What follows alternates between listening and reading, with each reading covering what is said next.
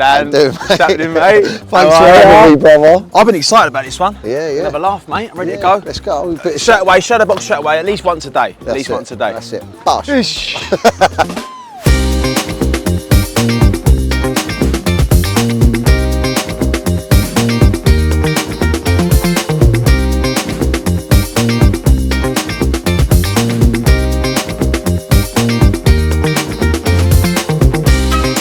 We're here to talk fashion, aren't we? Yes, mate. So, talk us through your fit. Well, look, listen, I'm getting a bit old, right? So I feel a bit weird wearing all the designer labels, but I have got a few. This is Moncler. I've had this for time. Moose knuckle, just good fits. They comp me them, so anything free, I'm wearing it. I was just about to say that. Yeah, the old, I don't even know how to pronounce it. Saucony, eh? Is it Saucony? Saraconi. Saucony. Something like that, but yeah. But no, I'm a big Moncler fan. Yeah. Stone Island, obviously, all the normal ones, but Moncler just fits nice, and I think it's a little bit classy. What's the most expensive luxury item you ever bought? Probably a Stone Island jacket. Yeah, this is just ego shit. I was just making money, and I was just like, just how much is that jacket? That was like $2.5 grand. I was like, yeah, that's good for me. I'm having it. Yeah. Never worn it. It changes colour and that when it gets hot. In terms of brands, luxury brands, clothing brands, what's your favourite and why? I think it's definitely got to be Moncler, just because they just do funky stuff, but also it's kind of understated. With Stone Island, it's like proper. Hi guys. It's, they're just looking like that. Man. You know what I mean? Do you want me only friends? No. With Stone Island, you look like you're going to kick someone's head in, don't you? Moncler, it's a little bit more chilled. You're right, you know. There's things attached to it, isn't there? Stone Island, like the football and all that. Yeah. Get the badge in. Yeah.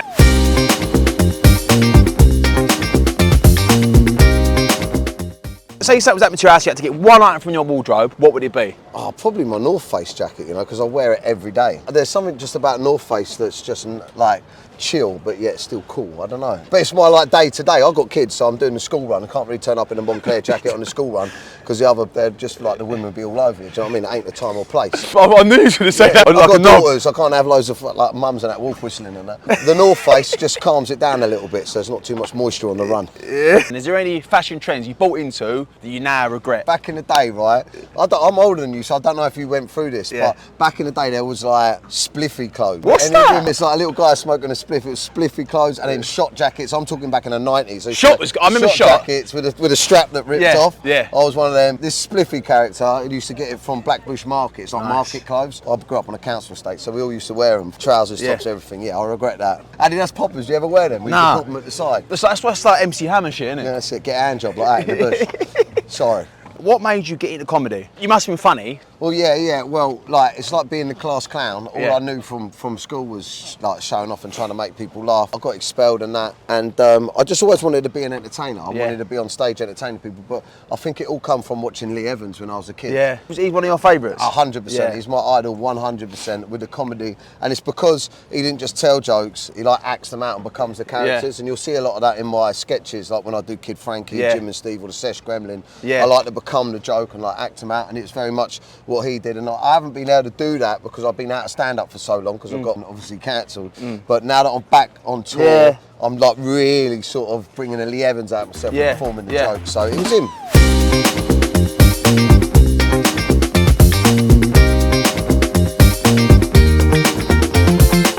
What do you think about that cancel culture? I think you get cancelled for anything now. What's your opinion on it? Should you be careful about what you say now because you've got cancelled before, or do you think, you know what, it's happened once, I'll say whatever I want? I feel like I'm fucked anyway, do you know? No. No, but from a commercial perspective, being on TV and with big brands and stuff like that, my name's Dirt, right? But luckily, social media's king now anyway. If I was on ITV2 now, well, you was on Love Island. The views that you get on Love Island, people watching it, you can get them sort of views online if you go viral. Do you know what I mean? Some of my videos get hundreds of millions of views. So commercially, you know, unworkable. A lot of TV shows or programs or commissioners won't have me, but my social media is brilliant. So I just don't pander to it, mate. I say what I want to say, but there's a line with comedy, and sometimes you cross it and you learn, and then you come back. I don't think anyone should ever be cancelled. If you think about it, if you said something stupid at work, you get fired, but you get another job. Of course you say something stupid on when you're in the TV industry, they don't want you to never work again. I've done silly things, not necessarily got cancelled, but just done things that fuck me, And I think they want this perfect like image. They won't have any little thing to distract from it. Well, I'll tell you what it is. It's the media in the UK. It's like the tabloid press. they do not forgive and forget. Like they like a car crash, don't they? British they public, either like a success story or someone proper royally fucking it up. Yeah, you become like sort of like this celebrity or whatever. We're still people. We still make mistakes, right? 100%. But my mistakes were 10 years ago, and they're still like bringing them like, up. How many of these reporters weren't twats 10 years ago? We all was, right? Yeah, 100%. You know what I mean? And not just that, you've got journalists that are like from different walks of life, right? So if you imagine what me and you find funny, you've got a Guardian journalist writing going, oh no, how dare you? Yeah, but my comedy ain't for you. We all come from different walks of life. We've got different filters. What I find funny, I moved out when I was 15 years old. Did you? Do you know what I mean? Yeah. My whole family's battled addiction. I started in poverty. Like, what I find funny and what I've been through is going to be very different from what like an Oxford-educated posh boy that used to play soggy biscuit in class. Do you know what I mean? But whatever they find funny is going to be different to me. So, but the difference is us working class people don't tell other classes, listen, you know what, you shouldn't laugh at that. But then the upper classes or these journalists and that, they will say, do you know what, guys, you're not very intelligent, you shouldn't laugh at that. Do you know what I mean? True. Yeah, it's a classism. There you go. Right, no, bangers. Imagine me going to some geezer like I don't think it's funny. This Oxford educated go, shut up, you mug. Exactly. No, well, you probably wouldn't say shut up, you mug. You go, how dare you? Excuse me, how dare you? How dare you?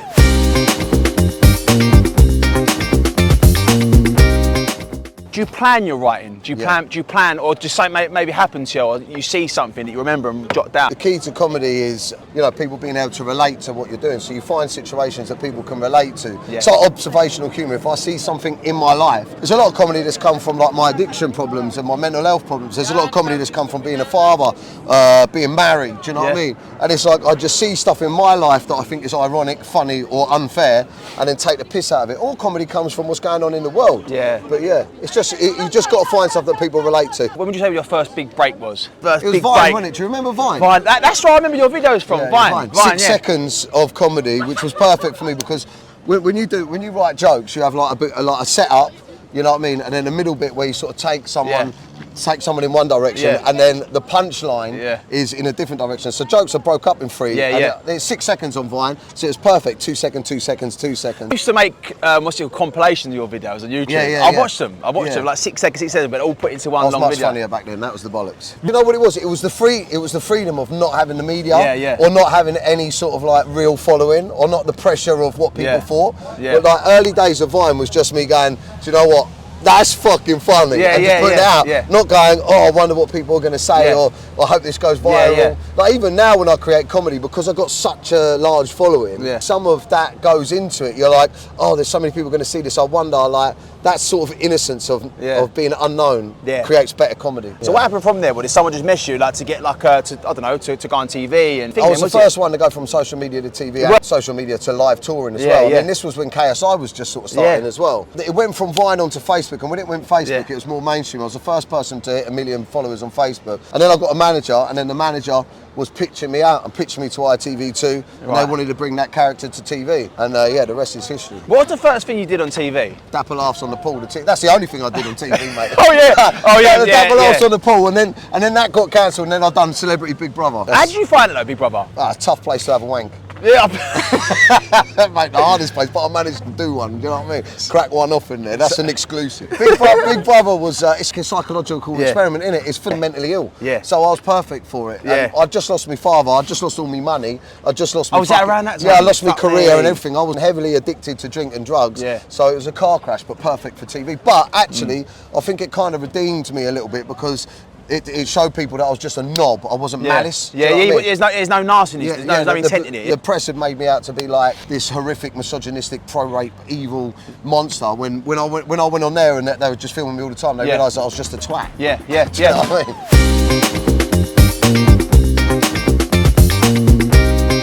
Now, when I done Love Island, they painted me this perfect boyfriend, this perfect man. Mate, nobody's perfect. No. So then when I done one little thing wrong, like I had a night out, he was so loving it. Oh God, he faked that. No, he didn't. When there's eyes on us, I'm sure you have it. You know when you go out, people do that, didn't they?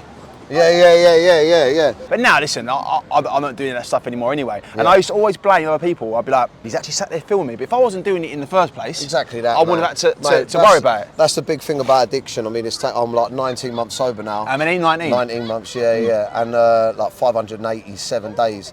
And I think a massive part of when you're in the midst of session all the time and drinking is you've got a victim mentality. It's like, oh my God, the world's so horrible to me and everyone's fucking up, you know, and everyone's being out of order to me, not realising that it's you just smashing your life to pieces. So I've struggled with, to be fair, I didn't realise I was struggling with addiction until now I look back on it. Do you know what I mean? You think, you know, I thought, oh, everyone goes out twice a week. And I think the amount of situations I've been in, I'm sitting around someone's house and you think, what am I doing here? Yeah. And then when the high went worth the low, I thought, this has got to go. I think you find out you've got a problem when you try and stop and you struggle. Mate. Do you know what I mean? When you stop and then you go and then suddenly the sun's shining and then you have a beer and then the beer leads to the other thing. Yeah. And then you're like, that's what happened to me. It was getting to the point where I was given an ultimatum by my missus, you know, you've got kids, what you doing? You're nearly 40.